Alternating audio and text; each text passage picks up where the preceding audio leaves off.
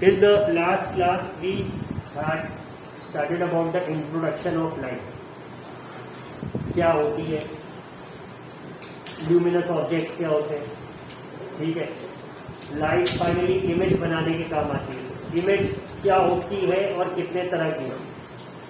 फिर flame mirror का example हमने पढ़ा था कि भाई जो लाइट पड़ रही है पूरी पूरी ये पलट देगा, इट्स रिफ्लेक्टिंग या फिर bouncing back the light that is falling on it, ठीक है। सिल्वर्ड सरफेस और बाकी डिटेल्स हमने पढ़ी। Now it's time to study about spherical mirror. तो सबने जान लिया था, तो अब टर्न है स्फेरिकल मिरर।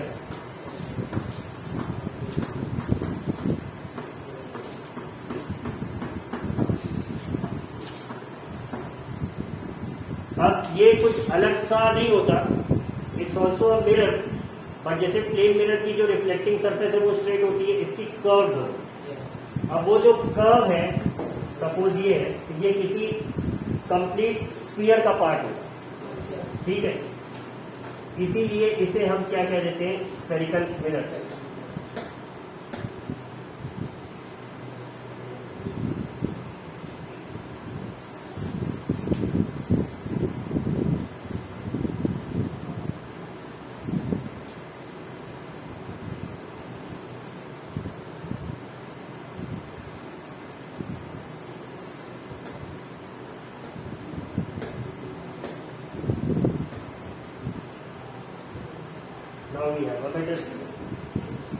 ठीक है। अगर सपोज ये उसका सेंटर है, ठीक है, ये जो सरफेस है तुम्हारी, ये क्या फॉर्म करेगी, किसी इसमें हिस्से को ही हम काट लेंगे जिसकी अगर एक सरफेस रिफ्लेक्टिंग है, तो इसे ही हम क्या कह देंगे, we call it a spherical mirror. Why the name spherical? Because it's part of a hollow sphere, ठीक है। स्फीयर भी दो तरह के हो जाएंगे, सॉलिड स्फीयर और हॉलो स्फीयर। सॉलिड स्फीयर के एग्जांपल के लिए हम एक लेदर क्रिकेट बॉल का एग्जांपल ले सकते हैं जो सॉलिड होता है। हॉलो स्फीयर के लिए हम एक फुटबॉल का एग्जांपल ले सकते हैं, अंदर से हॉलो, ठीक है। क्रिकेट की बॉल नहीं, हॉलो नहीं होती, कभी देखा है? रेड वाइट जो भी है हॉलो। टेनिस बॉल हॉलो होता है, रेड कलर वाली गिट्टी वाली बॉल हॉलो होती है, बट क्रिकेट की बॉल, हॉकी की बॉल, ये सब हॉलो नहीं होती। टेनिस बॉल, वो टेबल टेनिस बॉल भी हॉलो होता है, प्लास्टिक, बट ये क्रिकेट वाली नहीं होती। सर लेकिन वो भी हेवी होता है, तो हॉलो कैसे? कौन सा? सर टेनिस बॉल हैवी होता है, दैट्स अ डिफरेंट थिंग। उसमें आप रबर जितना मोटा लगा दोगे उतना वो हैवी हो जाता है, वो अलग बात है। बट हाँ, इट्स हॉलो, ठीक है। इसी तरह एक कांच का हॉलो स्फीयर है और उसका ये हिस्सा काट ले जिसका either of the side is what, silver, तो वो स्फेरिकल मिरर के फॉर्म में एक्ट करेगा। So let us write something about it, ठीक है। So we'll give the heading spherical mirror और उसके बारे में लिखेंगे, आएंगे उस पर भी। Sir reflecting, sir polish side जिस साइड होती है उसके ऑपोजिट रिफ्लेक्टिंग होता है ना? हाँ, ठीक है। तो स्फेरिकल मिरर हेडिंग देंगे, पहला पॉइंट लिखेंगे इसमें, if the reflecting surface of a mirror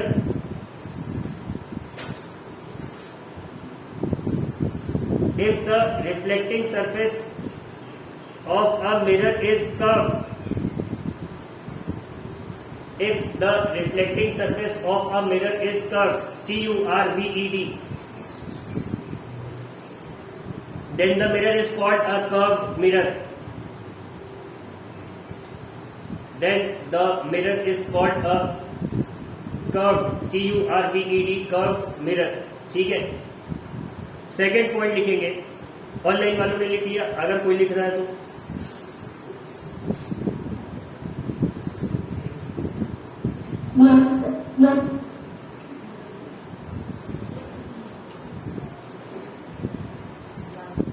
ठीक है।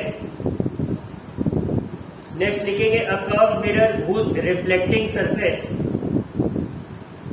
अ curve mirror whose reflecting surface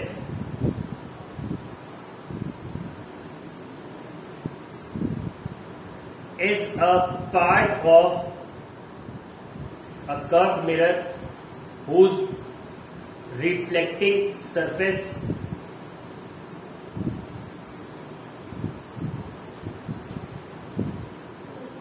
is a part of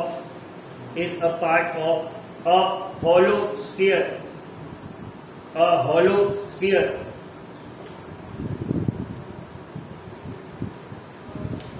is called a spherical mirror.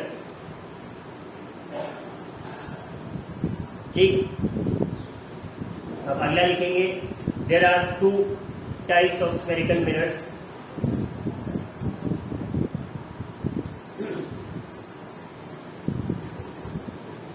Two types of spherical mirrors.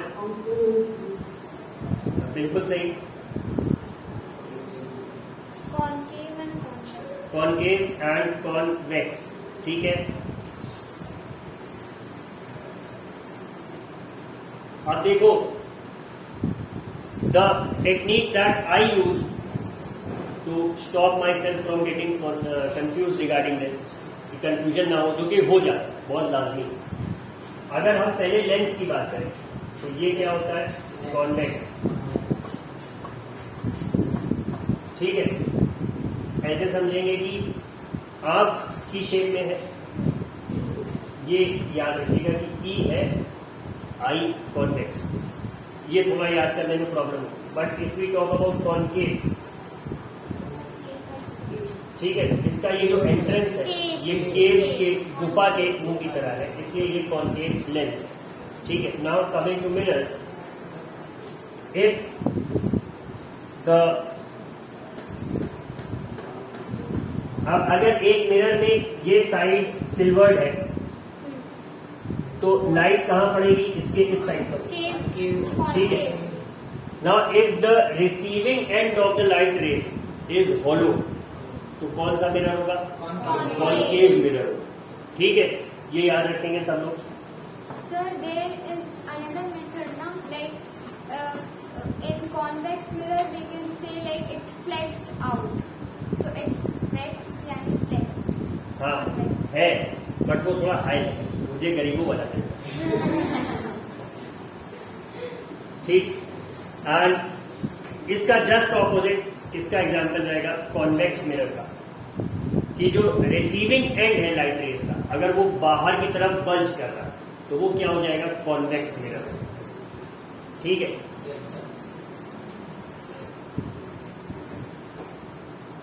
तो पहले लिखेंगे कॉनकेव मिरर, उसके बारे में लिखेंगे a spherical mirror whose reflecting surface. Sir concave mirror heading रहेगा और उसके बारे में लिखेंगे a spherical mirror whose reflecting surface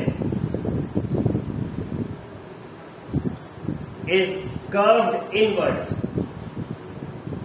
Spherical mirror whose reflecting surface is curved, C-U-R-V-E-D, curved inwards,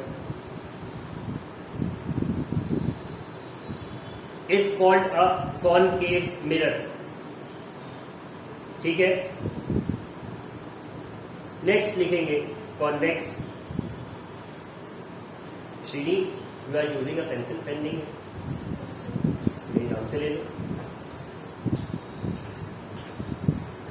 खरीदे नहीं. ऐसी किसी प्रकार की आर्थिक सहायता की आवश्यकता हो तो आप लोगों का स्वागत है. लेकिन आप 20-50 इससे ऊपर नहीं. सर रोज पहुंच जाएंगे लौटे तो रोज आ जाएंगे. ठीक है, तो कॉन्वेक्स में लिखेंगे a spherical mirror whose reflecting surface, a spherical mirror whose reflecting surface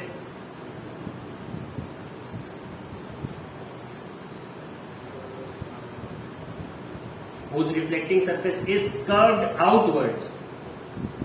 spherical mirror whose reflecting surface is curved outwards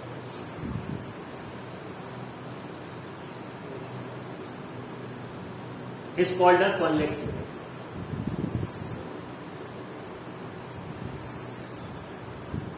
ठीक है, तो हमने ये जान लिया कि कर्व मिरर क्या होता है. मिरर क्या है? एक रिफ्लेक्टिंग सरफेस है. अब वो प्लेन भी हो सकती है, कर्व भी हो सकती है. तो कर्व मिरर्स क्या होते हैं? जिनका रिफ्लेक्टिंग सरफेस थोड़ा एक कर्व के फॉर्म में होता है.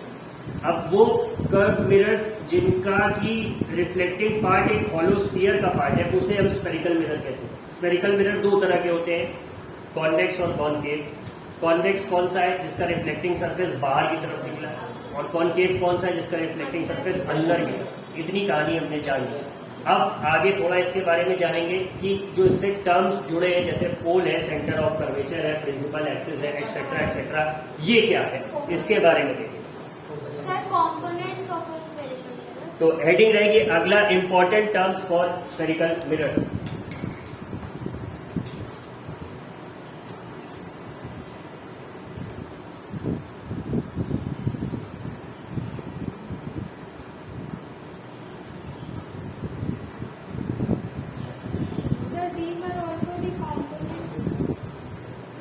हाँ, लिख सकते हैं. Again I am using a more simple language.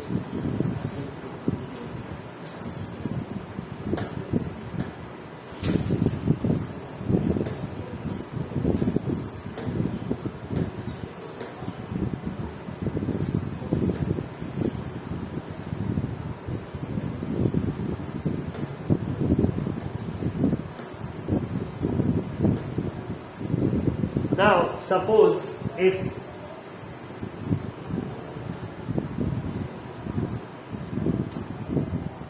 somewhat this is the center of this sphere, ठीक है, और हम कहते हैं कि ये स्फेरिकल मिरर है. इसी का ये जो कर्व हिस्सा है, this will form what? The mirror part.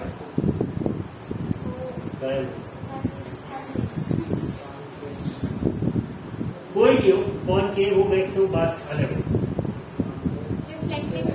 Reflecting surface अभी हमने देखा, ठीक है.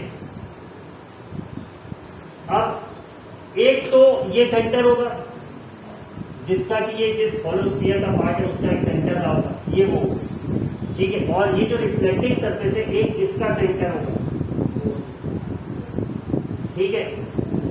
एक लाइन होगी जो इन दोनों को कनेक्ट करेगी, ठीक है. और इसका डिस्टेंस इस पॉइंट से लेके यहां तक, इसका भी कुछ, इसके भी कुछ माने होंगे, ठीक है. इन्हीं के बारे में हमें थोड़ा सा जानना है.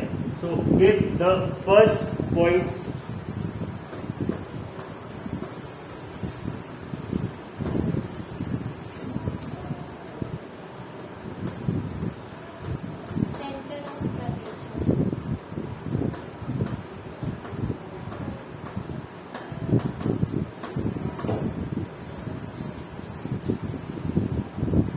सेंटर ऑफ कर्वेचर कौन सा होगा? कर्व का सेंटर, ठीक है. Centre of curvature, the centre लिखेंगे इसको, the centre of curvature of a spherical mirror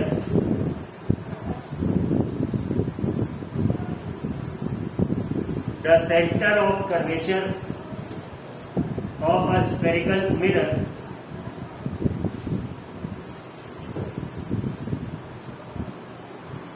is the center of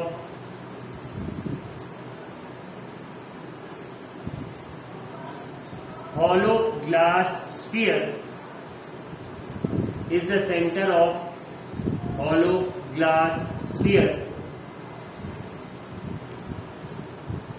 Repeat कर रहे हैं, the center of curvature of a spherical mirror is the center of hollow glass sphere, इतना लिख लिया सबने, of which the given mirror is a part, of which the given mirror is a part, of which the given mirror is a part. ठीक है, diagram बनाएंगे अगर तो उसमें इंडिकेट कर देंगे क्या है। नेक्स्ट रहेगा पोल, नॉट पोल वाला पोल। ठीक,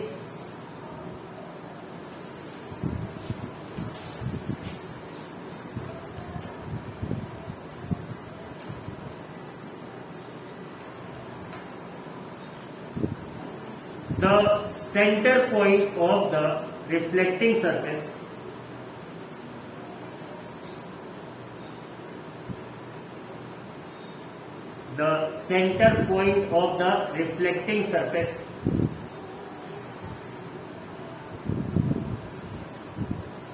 of the spherical mirror, the center point of the reflecting surface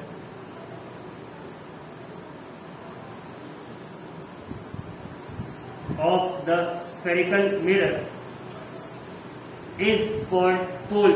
अगर डायग्राम की बात करें तो ये हिस्सा जो दिस इज द पोल, ये थोड़ा रोल जैसा दिख रहा है but exactly it is exactly pole. ये क्या है तुम्हारा सेंटर ऑफ कर्वेचर। ठीक है,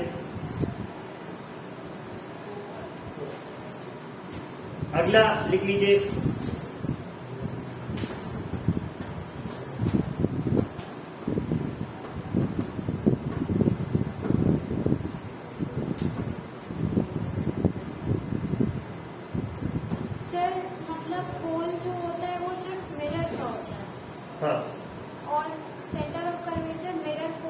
मिरर जिस हॉलो स्फीयर का पार्ट है उसका सेंटर। रेडियस ऑफ कर्वेचर लिखेंगे तो अब जाहिर सी बात है कि जिस अगर सेंटर ऑफ कर्वेचर है तो सेंटर ऑफ कर्वेचर क्या है, हॉलो स्फीयर का पार्ट है। कौन से हॉलो स्फीयर का, जिसका ये मिरर एक टुकड़ा है। तो अगर वो एक पूरा कंप्लीट हॉलो स्फीयर था तो जाहिर सी बात है उसकी भी एक रेडियस रही होगी, तो ये वही है। इसमें लिखेंगे radius of curvature of a spherical mirror, radius of curvature of a spherical mirror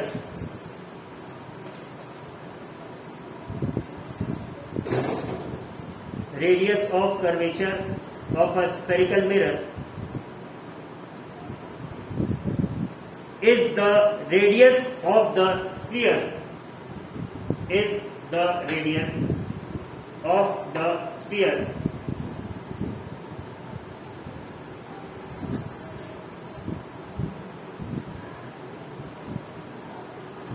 of which the reflecting surface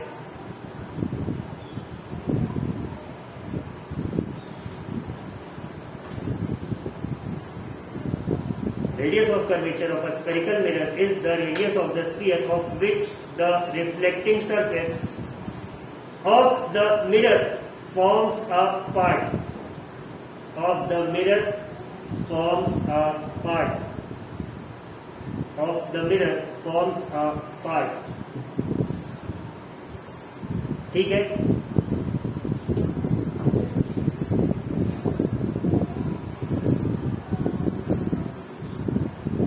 अगला लिख लीजिए प्रिंसिपल एक्सिस।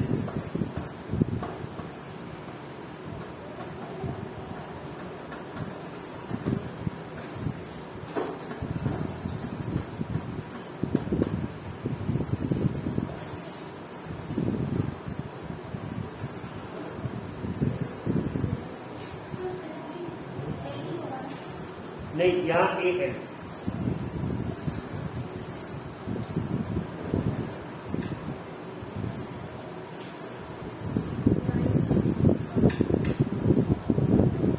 ठीक है, the line joining pole P, the line joining pole P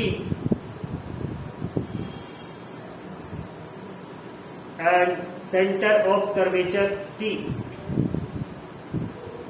pole P and center of curvature C, the line joining the pole P and the center of curvature C of the mirror of the mirror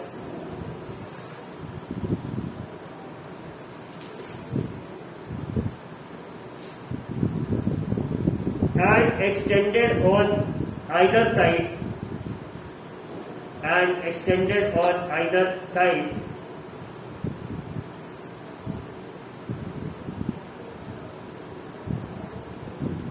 is called the principal axis. Is called the principal axis.